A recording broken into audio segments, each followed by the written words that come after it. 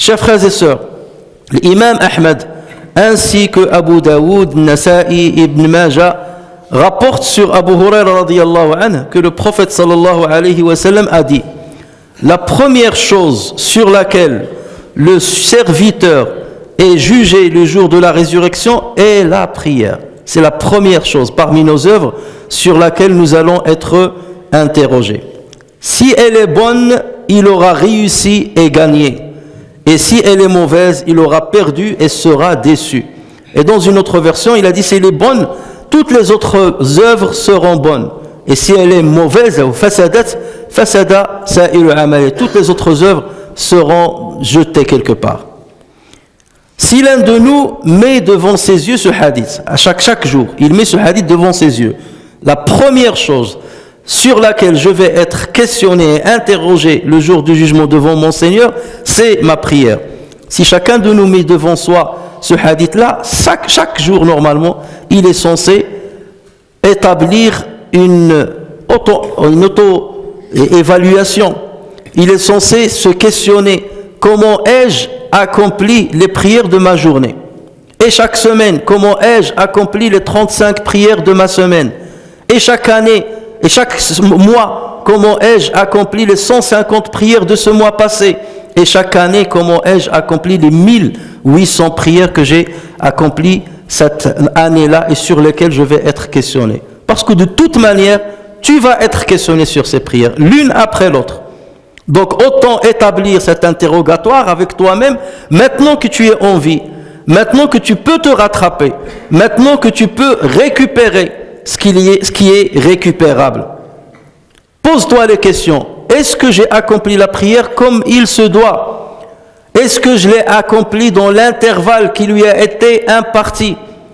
Est-ce que j'ai manifesté de la concentration, de l'khushu' pendant ma prière?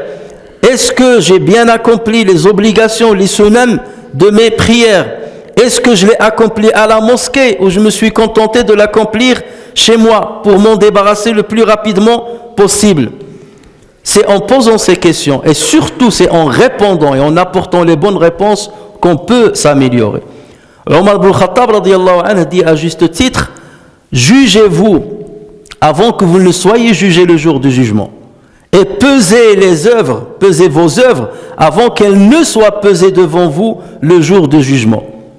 Faites une simulation de cet interrogatoire que vous allez subir le jour du jugement. Faites une simulation et interroge toi-même: ma prière de ma journée, les prières du mois passé, de l'année passée, comment je les ai accomplies.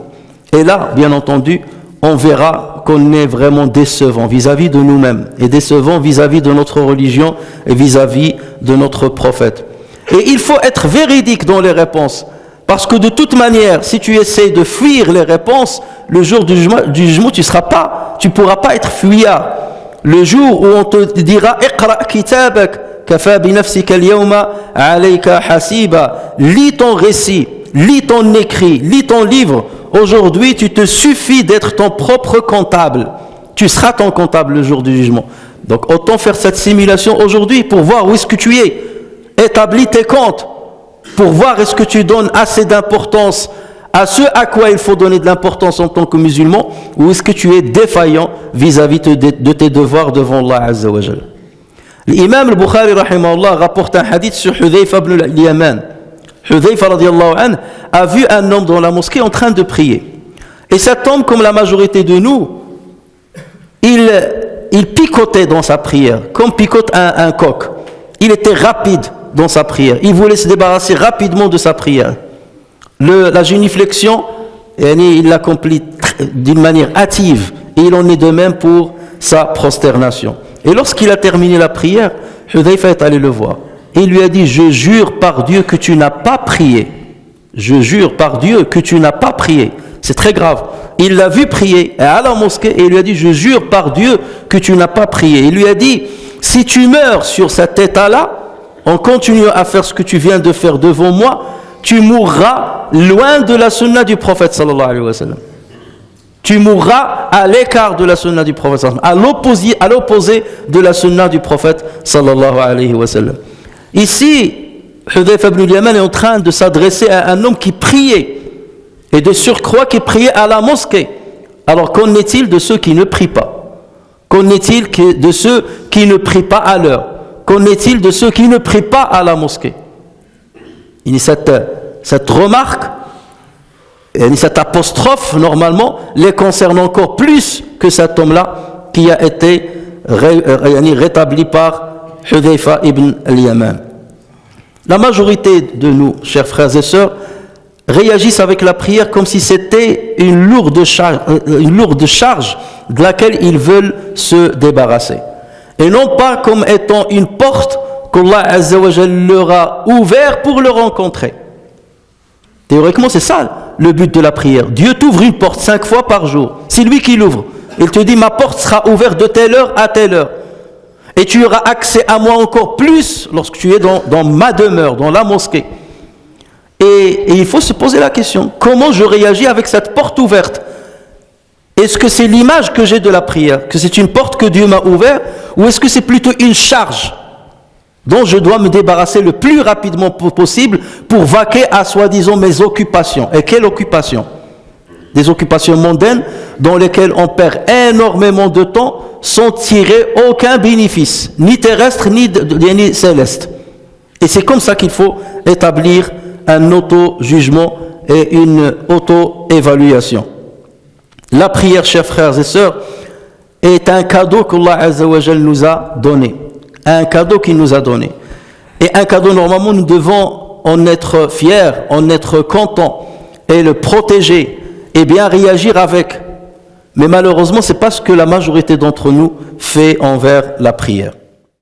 Chers frères et sœurs, Allah Tabaraka wa Ta'ala dit, puis leur succèdent des générations qui délaissèrent la prière et suivirent leur passion, ils se trouveront en perdition.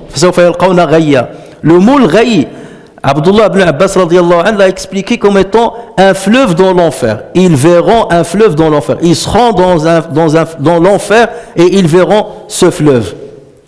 Là, Allah Azza wa Jalla parlait de qui? Il parlait de certaines générations qui ont fait suite aux premières générations de Adam, des enfants de Adam, de ceux qu'Allah Azza wa Jalla a sauvés avec nous, de ceux qui ont accompagné Sayyidina Moussa. Il a dit, il y a des générations qui sont venues après eux qui délaissèrent la prière et qui suivèrent leur passion. Pourquoi Allah Azza wa Jalla nous révèle ce genre de verset? À quoi ça sert pour nous de lire ce genre de verset? On le lit normalement pour en tirer profit. On le lit pour voir est-ce que nous faisons partie de ces gens-là, est-ce que nous sommes à l'image de ces gens-là ou pas.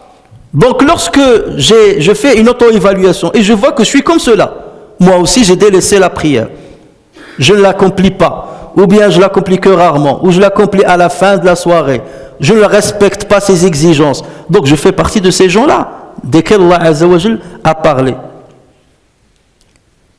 Et c'est là où justement je dois bouger, c'est là où je dois dire, il faut que je fasse attention, je ne dois pas suivre les pas de ces générations qui se sont déraillées du chemin d'Allah Tabaraka wa Ta'ala.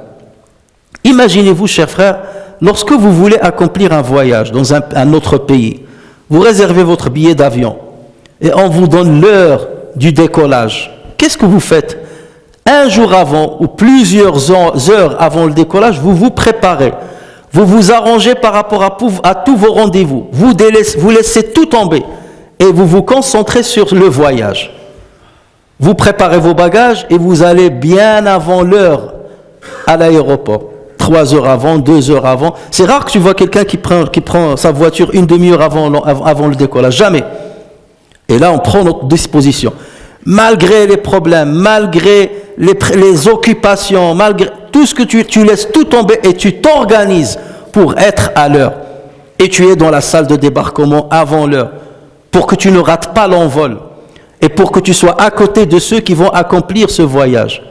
Si l'un de nous n'accomplissait que le centième de cet effort par rapport à ses prières, le centième de cet effort, on l'accomplit par rapport à nos prières, en mettant dans nos yeux que l'aéroport, c'est la mosquée, et que l'avion qui va décoller, c'est la prière qui va être accomplie d'une manière collégiale dans la prière. C'est exactement la même chose.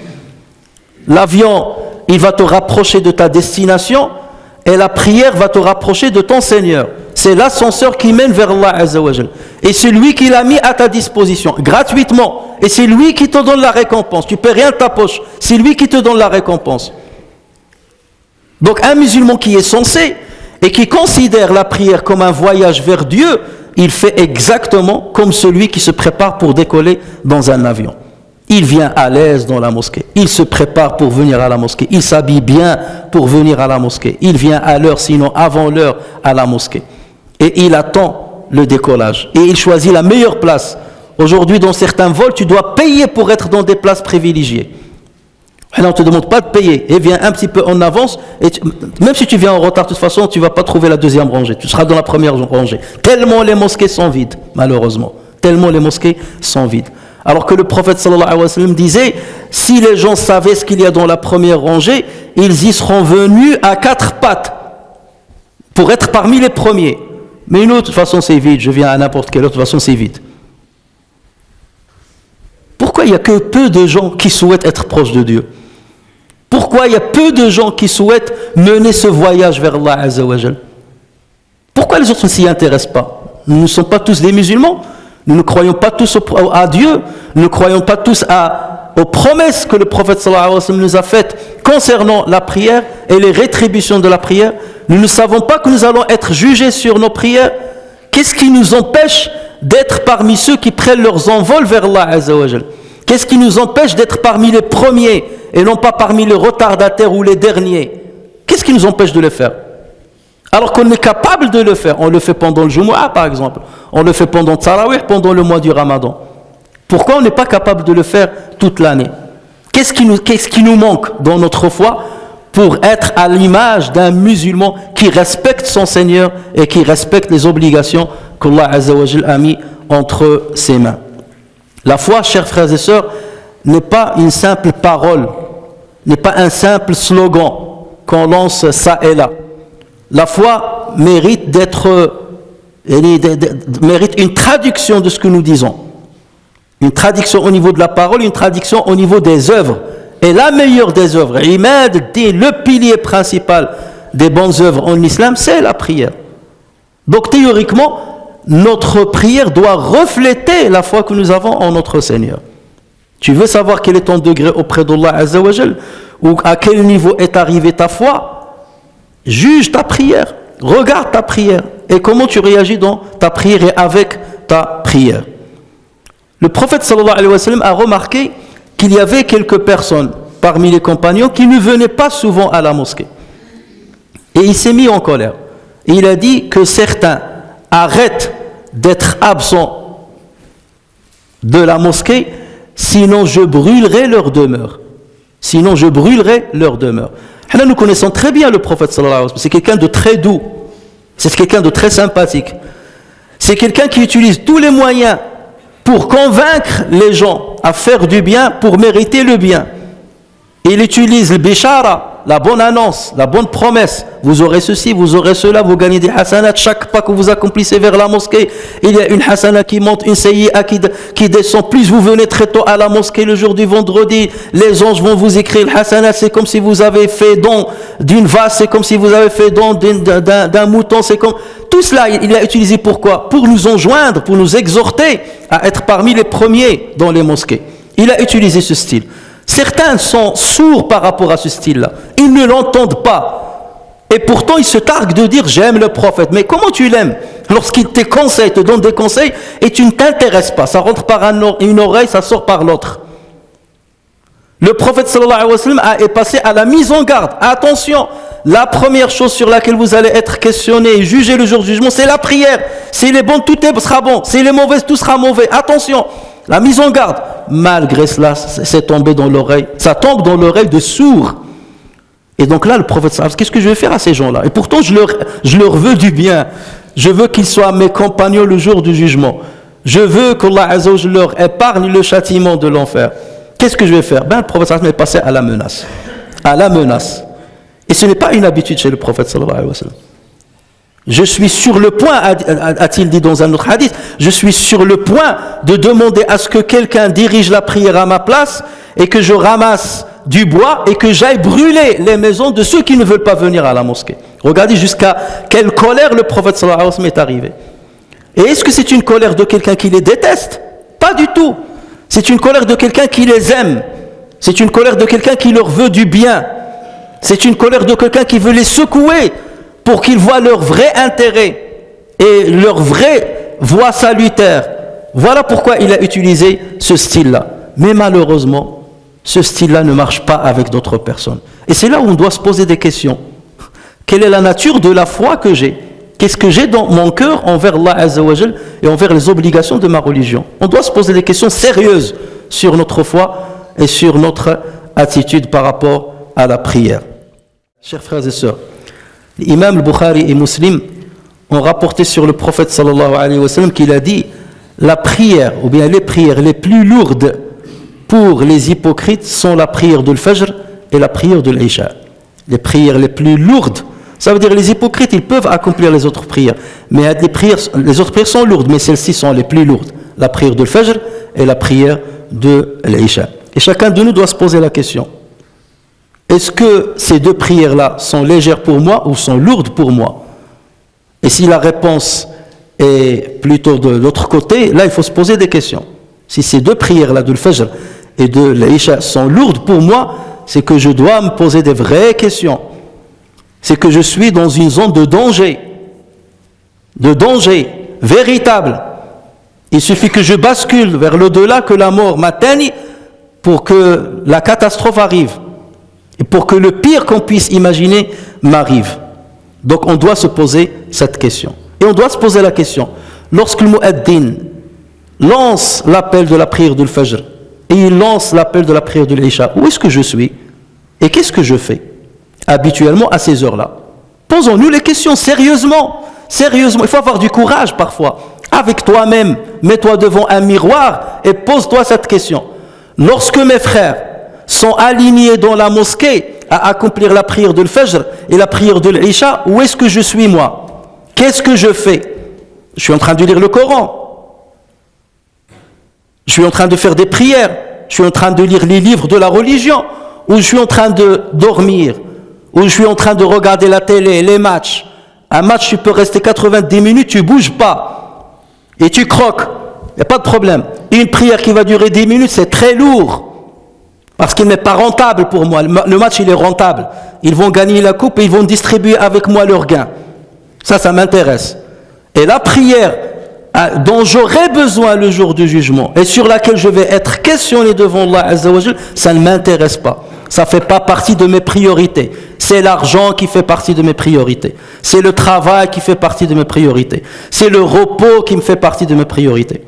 Et on doit souvent attendre qu'on soit dans une grande épreuve, que tu perdes ta santé, que tu perds ton argent, que tu perds ta femme ou tu perds ton mari, que tu perds un proche pour après venir à la mosquée et dire Ya Rab, aide-moi, facilite-moi ton chemin, guéris-moi. C'est maintenant que tu viens le faire.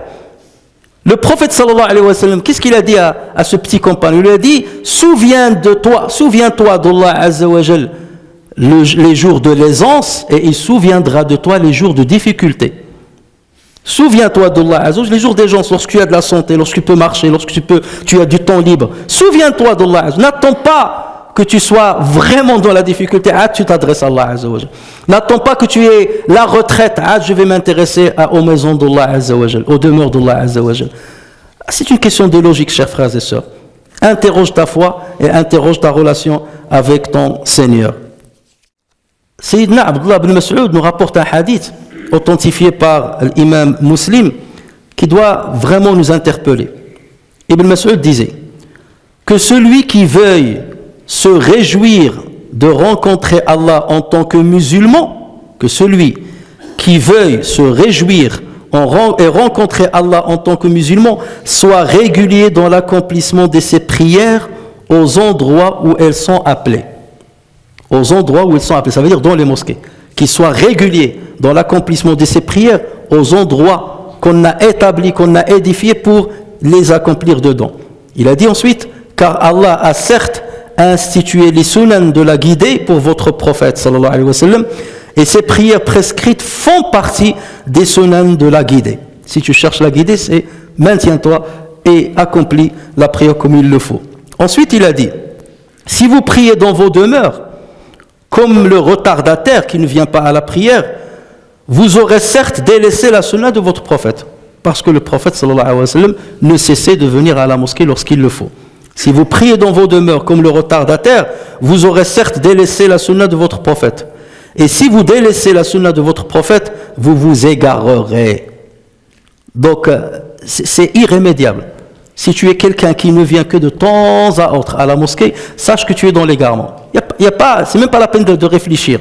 C'est que tu es dans l'égarement. C'est que Shaitan a réussi dans les ruses qu'il t'a préparées. Ensuite, Ibn Mas'ud radiyallahu anhu de dire, je nous ai vus, moi et les compagnons, je nous ai vus et pas un seul d'entre nous manquer la prière en groupe, si ce n'est l'hypocrite dont l'hypocrisie était connue. Et les seules personnes qui ne venaient pas à la mosquée étaient les hypocrites et dont l'hypocrisie était flagrante, connue par tout le monde. Je nous ai vus et pas un seul d'entre nous ne manquait la prière en groupe, si ce n'est l'hypocrite dont l'hypocrisie était connue. Il disait ensuite, il arrivait même que le malade vienne supporté par deux hommes jusqu'à le placer dans le rang. Il arrivait même que quelqu'un qui est malade et il est grabataire, il ne pouvait pas se tenir debout, il ne pouvait pas marcher, il demande à ce que deux de ses frères le ramènent à la mosquée. Et il s'appuie sur leurs épaules, un à droite et un à gauche. Et il le tire jusqu'à rentrer à la mosquée et il le ramène jusqu'à le placer dans la rangée. Tellement il tenait à la prière en groupe, tellement il tenait aux demeures d'Allah tabaraka wa ta'ala. Ça, c'est le comportement de quelqu'un qui cherche réellement la félicité. C'est le comportement de quelqu'un qui peut dire « je suis musulman ». C'est le comportement de quelqu'un qui dit « j'aime Dieu ». C'est le comportement de quelqu'un qui dit « je suis sur la sunna de mon prophète ». C'est le comportement de quelqu'un qui veut être sauvé le jour de jugement. Et celui qui n'a pas ce comportement, ou ne serait-ce qu'une petite partie de ce comportement, c'est quelqu'un qui est à l'encontre de ce qu'il prononce, à l'encontre de l'identité qu'il s'attribue, être un musulman. Et voilà pourquoi, chers frères et sœurs, nous devons revenir à nous-mêmes, parce qu'avec tout ce que nous venons d'entendre, si ceci ne fait pas bouger la foi en nous, si ceci n'allume pas en nous une motivation pour être des bons musulmans assidus dans leurs prières et qui fréquentent assez les mosquées, il n'y aura pas d'autre moyen pour nous faire bouger.